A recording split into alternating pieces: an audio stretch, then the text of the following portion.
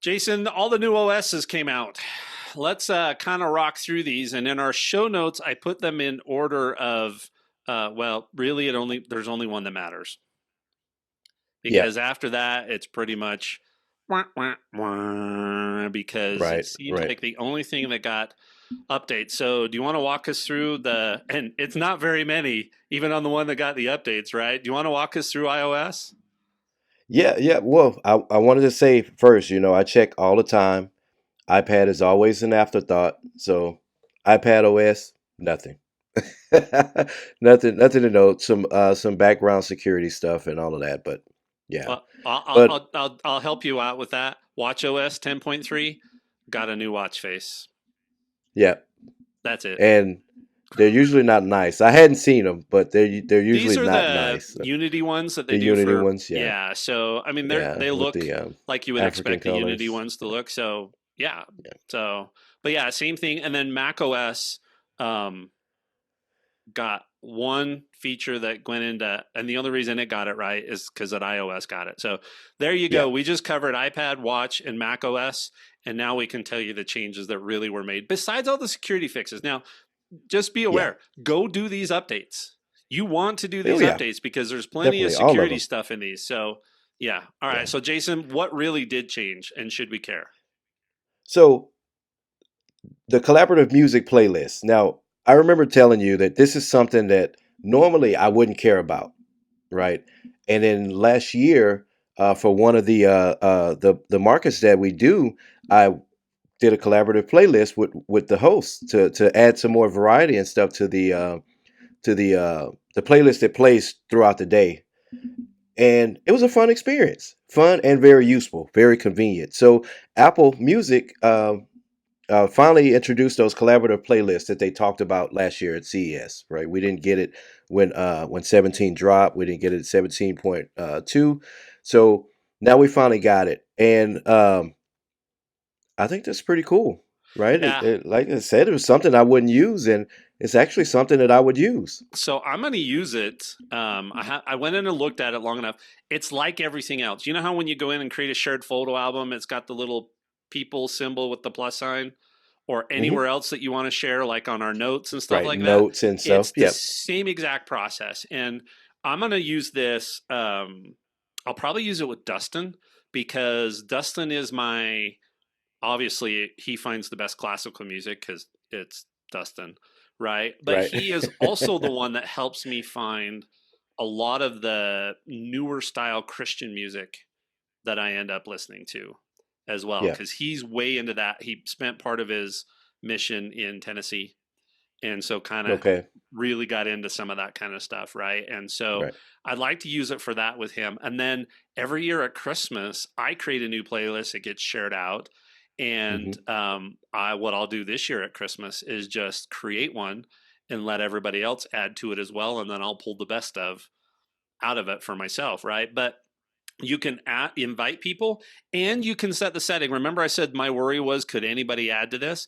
Well, you can approve anybody asking to be a collaborator on your playlist. So that's all I need, Okay. right? Is because then I can All say, right. no, I have no idea who this person is. So it's super simple.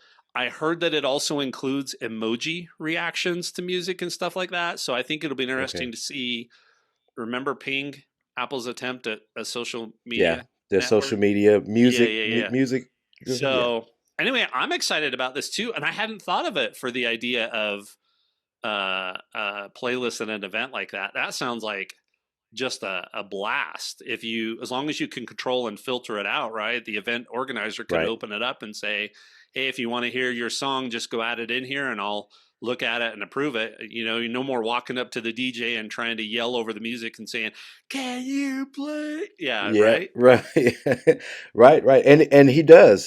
So yeah, throughout the day he's adjusting the list or adding songs or removing songs too, because we kind of feel the crowd as going on. So basically DJ duty without actually, standing at the turntables or whatever. It's just a big one of those big monster speakers, and they hook an old iPhone to it with the screen smashed up.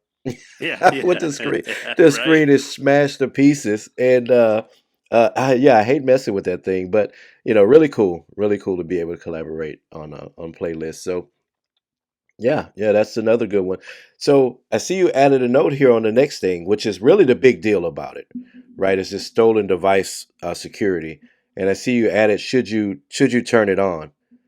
I think it's something that everyone should turn on, right? Maybe not all of the features because some things are, I'm not going to say overkill, right? Because security is security.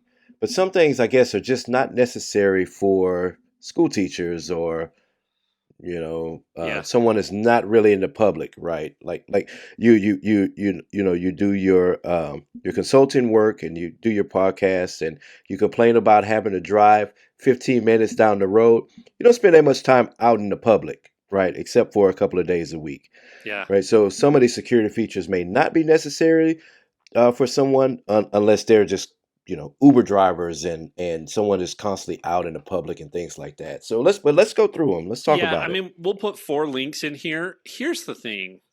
Um, I thought we were going to have more control of this than we are. And now this is version Hmm. 1, right? So hopefully this will be the case. So as you Right. explain kind of what this is, I want to talk about what you can control and what you can't, and point out where I think Apple needs to allow more configuration and more control. So you take us through it, and I'll do my normal thing, which is talk over the top of everybody.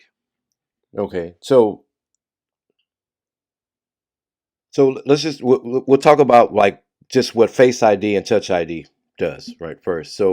Um, so now once you have that on, it's not going to go back to the passcode, Right. right? Where that's with a passcode. So it's going to control the so I see here accessing a password and passkey saved in the iCloud keychain, applying for a new Apple Card, things like that. Turning off lost mode, erasing all content and settings, taking certain Apple Cash and Apple Card. Well, I guess that's not really because it doesn't really apply to everyone, right? Especially if you don't use. No, but the basically what it's doing is the higher risk security things, right? So think about this. This is if your device, if your phone gets stolen, you want this extra protection, right? So the Right. high profile things like being able to get into all your passwords. If you save all of your passwords in Keychain, which I do now, right? If you could get Yep. into those, if somehow the idea behind this, taking that one step back, remember this is about if somebody steals your phone and knows your iPhone passcode. This is the Yes. somebody has socially engineered you or watched over your shoulder or got you to tell them the passcode somehow, Yeah. and they walked off with your phone. So this is saying that Face ID or Touch ID have to be used in order to get to these high profile items, right? Right. The higher risk items, which I think is So cool. it'll still confirm that it's you, Yes. not necessarily just someone that knows your passcode or something like that. So And there's no default back to the passcode, right? So if I've got this turned on and I'm not at, which we can talk about, certain locations, so I dropped it in an Uber or I was sharing an Uber with somebody and they saw me put it in there and they managed to swipe my phone, mhm. they want to go in and see all my passwords. It's going to require Face ID and Touch ID. And today, if Face ID fails enough times, you can tap the use passcode, right? And you can insert the passcode to get into those passwords, or to use things like Apple Pay, which it says it can still do here. That's not going to exist on these high profile things, right? It has Right. to be Right. Face ID or Touch ID to do that. So and I guess this is why I was saying that it doesn't apply to everyone because not everyone uses Apple Pay. Not everyone stores all of their passwords, and you know what I mean. So not everyone needs such a high level of security. You know what I Yeah. mean? Yeah. But And they can benefit from it. if look, if you're like, for my family, I would probably tell Dustin to turn this on.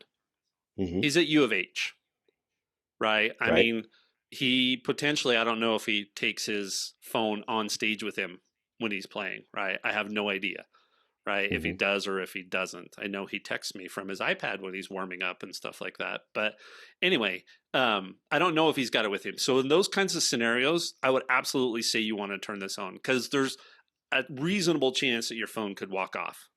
somewhere, right? And Right. yes, he uses these, but he puts passwords. A lot of people save their passwords into Keychain, may not even realize that they put their passwords in Keychain, right? It's just Apple says, "Hey, do you want us to remember this password going forward?" And you Yeah. say And yes, you just which hit is yes just to which is clear the fine, screen. right? But Yeah. then things like not being able to turn off lost mode, erasing all content and settings, some of those key things that you have to. And then notice the next section here is that not only does it protect those things, but then if you want to do other things that are even more high profile, like changing your Apple ID password, signing out of Hmm. your Apple ID, removing Face ID or Touch ID, or adding a new face or a new fingerprint, all those kinds of things. This is where the security delay comes in, right? Right. Right. So essentially, if I want to do any of those things, there's an hour delay, right? I can, Right. hey, I want to sign out of my Apple ID, and it says, yeah, you're going to have to wait an hour, and then re authenticate with Face ID or Touch ID. Hmm. So you have to do Face ID or Touch ID to start with, wait for the security delay to end, and then authenticate with them again. And that's for Apple IDs, Face IDs, changing your iPhone passcode, resetting all the Yeah. settings, turning off Find My, or turning off stolen device protection. So these are all things, in my opinion, that I would think a thief would want to be able to Right. get to immediately and Immediately. hurry and deal Right. with. Right. Right. So, I mean, and you're right. When someone steals the phone, they immediately want to first they want to prevent your access to being able to wipe the phone, to wipe the device remotely, and they want to change that information.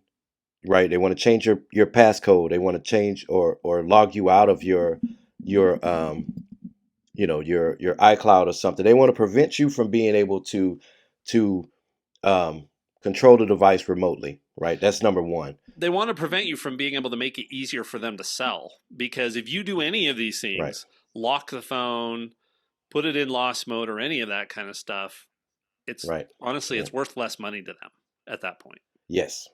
And we're talking about a specific type of thief too, right? There's thieves that they're in the market to steal phones, right? They want to get it, immediately wipe your information. Hopefully you don't have on Find My iPhone, and they want to sell the phone because they want the money from the device. But then there's those thieves that want access to your bank account. They want access to all of your iCloud information. They want access to to your Apple Card and your Apple Pay and things like that. And yeah, this is just going to prevent both of those types of thieves, right? The device Yeah. thief and the information and financial thieves or whatever. So we were talking about the security delay. This is perfect. If you're at home, because it's location based, right? It recognizes these familiar locations. So if you're at home or at work, you're wiping the device to sell it or whatever, you won't get any of these security features. But if you're out at the grocery store and your phone is lost, well, it recognizes that, hey, there's no reason for this person to want to wipe their phone or remove their information while they're at the grocery store. So let's put this hour delay on just to make sure.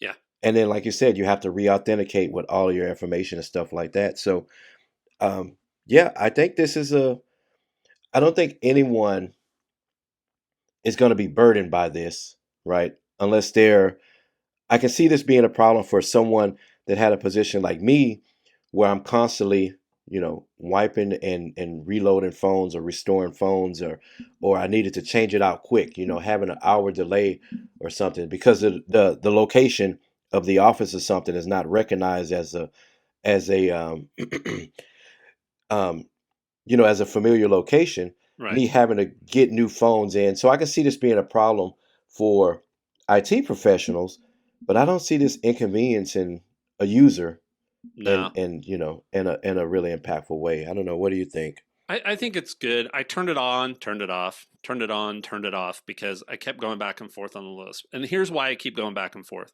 Number one, I Hmm. can't configure the hour. That would be nice if I could say longer or whatever the case may be. Number two, Right? I don't see Would you how want longer? potentially, because I don't do any of these things that often that I'm not at home, right? Or that I'm not Right. going to use my face. Again, Face ID and Touch ID, it should be good to go. All right. Yes. Um, from what I can tell, you can't configure the significant locations. And that's what they're called. And it's buried under privacy and security, location services, system services. And then it's got Hmm. significant locations, and those have to be turned on. Yesterday, when I looked at this, it had two. It had my home, which makes sense, Right. and it had church. You're right. Right. I don't know why it had church. I couldn't get rid of church. I could clear the whole history, but I Okay. don't know what that does. And today it doesn't have church. Hmm. So, So it changes. yeah, So, I but you would, didn't clear the history. no, You I didn't did clear not. it. Okay. I would prefer that I could go in and specify this is a significant location and this is a significant location. So, for example, I could Right. say, look, my home, my sister's house, my grandma's house, whatever the case Right. may be, and specify some of those. So, I'd like to be able to do that, because the scenario that popped through my head was, what if Karen needed to get into my keychain? Yes. Right. And let's say, had gone into surgery and she needed to get into my keychain for some reason. Let's hope that never happens. But Right. if we were at the hospital and she grabs my phone, can get into it, but can't get in and get a password out, then what does she Right. do? She Right. can't do anything about it. So I've got to figure that out. It also would be nice if I could put Karen's face on my phone, but even the Right. Like we used alternative to do with appearance Touch doesn't. ID. Yeah. So Right. I think there's a ways to go. Like I said, I would recommend Dustin turn this on. I live in a Hmm. small town. I'm not out in public very often. I leave my phone home 50% of the time when I go out and run errands, right? So Right. I don't know if I need this on or not. If I have it on, it's probably not going to hurt, because odds are I'm going to be at home doing any of this stuff anyway until the summer Right. comes and I start camping. So, Yep. You'll uh, be out more. Yes. yeah, I mean, Dustin, if you're listening to the episode, this is something you should be turning on, and making sure that it's secure, definitely for him. And um, yeah, that's where I stand. I think Yeah. it's great. I think it's the right thing for Apple to do. I just think they need to continue to refine it. Yeah. Yeah. So we to run this down before, we talked about we talked about device security and things like that. And this was way before we even knew Apple was working on something like this. But I think we just kind of, just to give an example of who should be, taking advantage of these security features. Back then we said anyone that was going to be out in public, right? You're a bartender or you work in a club, you're an Uber driver, you're anywhere where your device has the most potential to be stolen or lost, right? If you're forgetful and you're always constantly out at stores or in the public or something like that, you should be taking advantage of this.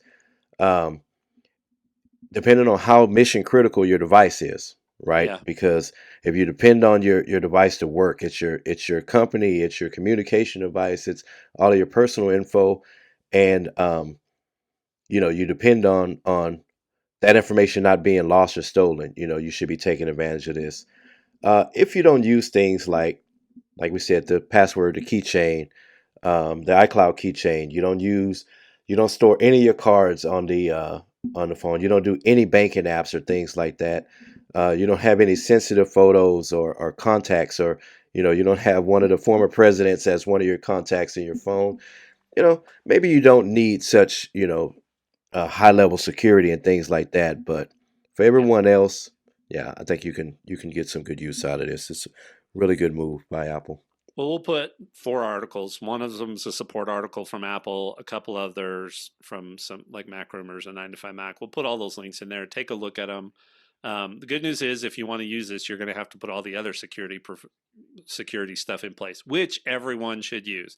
Two-factor authentication on your Apple ID, Hmm. passcode on your phone, all that kind of stuff. So take a look. We'll follow up on this.